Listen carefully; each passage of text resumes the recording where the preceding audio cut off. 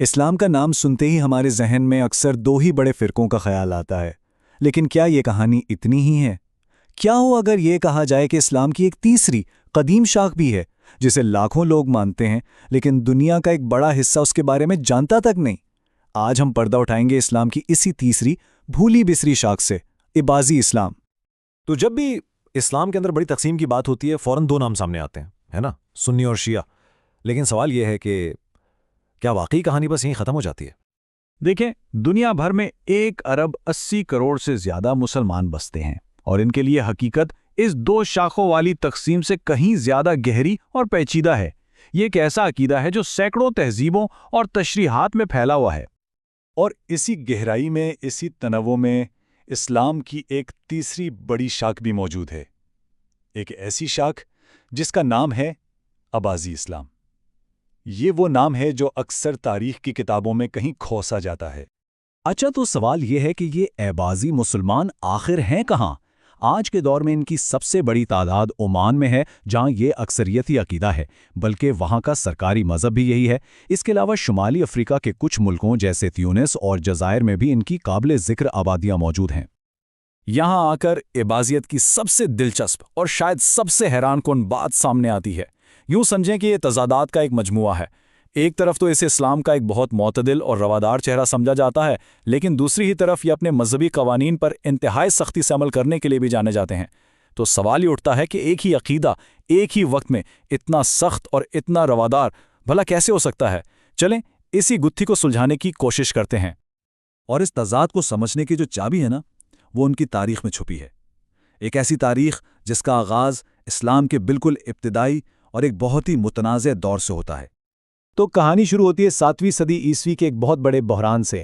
جنگ صفین کے بعد جب چوتھے خلیفہ حضرت علی نے ایک سیاسی مسئلے کے حل کے لیے ثالثی یعنی آربیٹریشن کو قبول کیا، تو ان کی اپنی فوج میں سے ایک گروہ اس فیصلے کے سخت خلاف ہو گیا۔ انہوں نے بغاوت کی اور الگ ہو گئے۔ انہی لوگوں کو تاریخ میں خوارج کہا گیا، جس کا مطلب ہے چھوڑ جانے والے۔ اور یہ تقسیم کوئی معمولی نہیں تھی، یہ اتنی گہری اور تلخ تھی کہ کچھ سال بعد حضرت علی کی شہادت بھی ایک خارجی کے ہاتھوں ہی ہوئی۔ عباسیت کی جڑیں اسی خارجی تحریک سے جڑی ہیں، لیکن اہم بات یہ ہے کہ یہ اس تحریک کے انتہا پسند نہیں بلکہ ایک معتدل دھڑے سے نکلے جو 8ویں صدی میں منظر عام پر آیا۔ اچھا، تو یہ خوارج تھے کون؟ دیکھیں، تاریخی طور پر یہ ایک ایسا گروہ تھا جس کے نظریات بہت سخت تھے۔ ان کے ماننا تھا کہ اگر کوئی مسلمان بڑا گناہ کر لے تو وہ دائرہ اسلام سے ہی خارج ہو جاتا ہے۔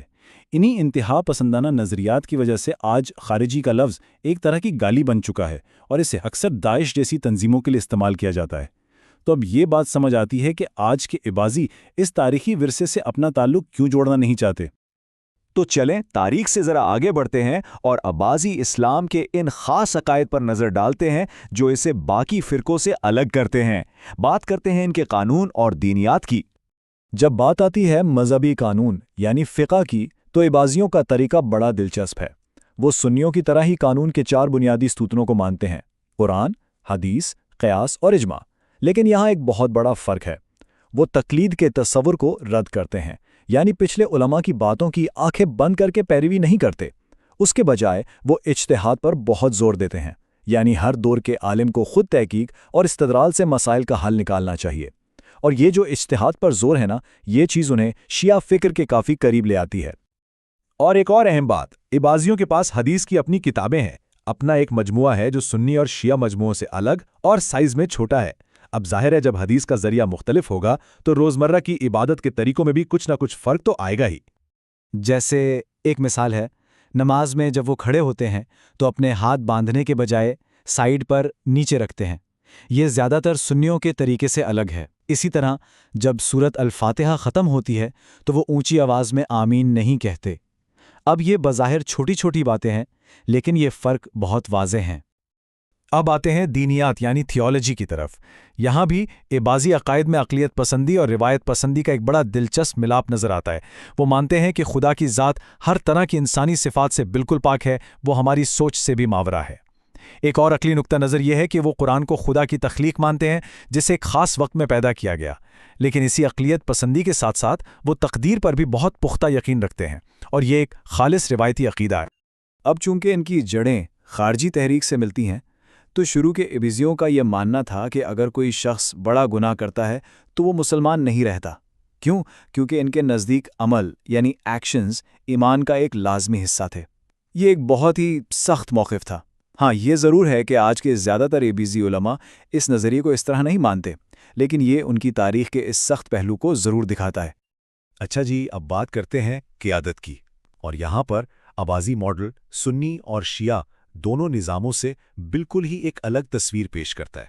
تو قیادت کے معاملے میں فرق کیا ہے؟ سنی روایت میں عام طور پر یہ مانا جاتا ہے کہ خلیفہ کا تعلق قبیلہ قریش سے ہونا چاہیے۔ شیعہ عقیدے کے مطابق امامت نبی کے خاندان کا ایک الہامی حق ہے جو کسی اور کو نہیں مل سکتا۔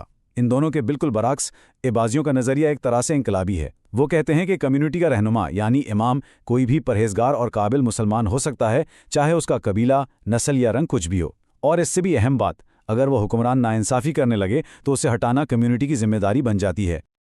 ان کا یہ سیاسی نظریہ اس ایک قول سے بالکل واضح ہو جاتا ہے، جب تک 40 ایسے لوگ ہوں جو حق کے لیے جان دینے کو تیار ہوں، کسی بھی ظالم حکمران کو ہٹا دینا واجب ہے۔ یہ ایک بہت ہی ایکٹیوسٹ، بہت فعال سیاسی سوچ ہے۔ تو اب ہم گھوم پھر کر واپس اپنے پہلے سوال پر آتے ہیں، آخر اباضیت ایک ہی وقت میں اتنی سخت اور اتنی روادار کیسے ہے؟ اب جب کہ ہم نے ان کے عقائد اور تاریخ کو سمجھ لیا ہے تو آئیے اس تضاد کو حل کرنے کی کوشش کرتے ہیں۔ تو پہلا تضاد کیا تھا؟ سخت قانون بمقابلہ عقلی دینیات۔ یہ دونوں ساتھ کیسے چلتے ہیں؟ اس کا جواب یہ ہے کہ وہ روزمرہ کی عبادات جیسے نماز اور روزے کے معاملے میں قانون کی سختی سے پابندی کرتے ہیں، لیکن جب خدا کی ذات اور صفات جیسے گہرے فلسفیانہ مسائل کی بات آتی ہے تو وہ لفظی مطلب لینے کے بجائے عقلی اور مجازی تشریح کو اپناتے ہیں۔ پھر تھا دوسرا تضاد، تقدیر پر پختہ یقین لیکن ساتھ ہی بہت فعال سیاست۔ یہ کیسے ممکن ہے؟